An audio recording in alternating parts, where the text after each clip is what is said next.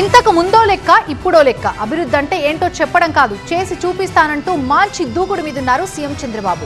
అందులో భాగంగానే స్వర్ణాంధ్ర 2047 అంటూ సరికొత్త యాక్షన్ ప్లాన్ ని రెడీ చేశారు. దానికో టాస్క్ ఫోర్స్ టీమ్ ని ఏర్పాటు చేసి అభివృద్ధే ఎజెండాగా ముందుకెళ్తున్నారు సీఎం. రాష్ట్ర అభివృద్ధి కోసం స్పష్టమైన విజన్ తో ముందుకు సాగుతున్న సీఎం చంద్రబాబు ఆ దిశగా మరో ముందడుగు వేశారు. స్వర్ణాంధ్ర 2047 విజన్ అమల్లో భాగంగా రాష్ట్రంలోని 175 నియోజకవర్గాల్లోనూ ఆఫీసుల్ని ప్రారంభించారు. ఒక్కో కార్యాలయ నిర్వహణకు 10 లక్షలు కేటాయించారు. అంతేకాదు 26 జిల్లాల్లో యాక్షన్ ప్లాన్ విజన్ డాక్యుమెంట్ కూడా సిద్ధమైందన్న ఆయన మరో కీలక నిర్ణయం తీసుకున్నారు. స్వర్ణాంధ్ర 2047 సంస్కరణలపై ఓ టాస్క్ ఫోర్స్ టీమ్ ని ఏర్పాటు చేశారు. ఈ టీం కి సీఎం చంద్రబాబు చైర్మన్ గా ఉంటారు. కో చైర్మన్ గా టాటా సన్స్ చైర్మన్ చంద్రశేఖరన్ వ్యవహరించనున్నారు. సభ్యులుగా CII DG Chandrajit Banerjee, CS Vijayanand, Pratap Reddy, Bharat Biotech MD Suchitra Ella, professor Raj Reddy, Satish Reddy, L and T chairman Subrahmanyan, TVS Motors chairman Venu Srinivas ఉన్నారు.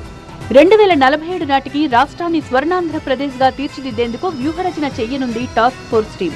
మౌలిక సదుపాయాల కల్పన, నవ పారిశ్రామికవేత్తల ప్రోత్సాహం, నైపుణ్యాభివృద్ధి, సూక్ష్మ, చిన్న, మధ్యతరహా పరిశ్రమలకు చేయూత, తయారీ రంగం అభివృద్ధి వంటి కీలక అంశాలపై ఈ టాస్క్ ఫోర్స్ ప్రధానంగా దృష్టి సారిస్తుందని ప్రభుత్వ వర్గాలు తెలిపాయి.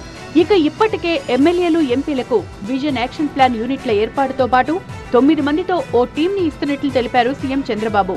విజన్ అమలును తర్వాత స్థాయికి తీసుకెళ్లాల్సిన బాధ్యత ప్రజాప్రతినిధుల మీదే ఉందన్నారు. జిల్లా, నియోజకవర్గంలోని విజన్ యాక్షన్ ప్లాన్ యూనిట్ కార్యాలయాలు పూర్తి స్థాయిలో పనిచేస్తాయన్నారు. ఎప్పుడు కూడా ఎమ్మెల్యేకి కాన్స్టిట్యున్సీ హెడ్ క్వార్టర్లో ఆఫీస్ ఉండింది లేదు. ఫస్ట్ టైం ఆఫీస్ క్రియేట్ చేశాం. ఎమ్మెల్యేకి ఆఫీస్ క్రియేట్ చేయడమే కాదు, మీకు 9 మెంబర్ టీం ఇచ్చాం. జిల్లా ఆఫీసర్ని నోడల్ ఆఫీసర్గా పెట్టాం.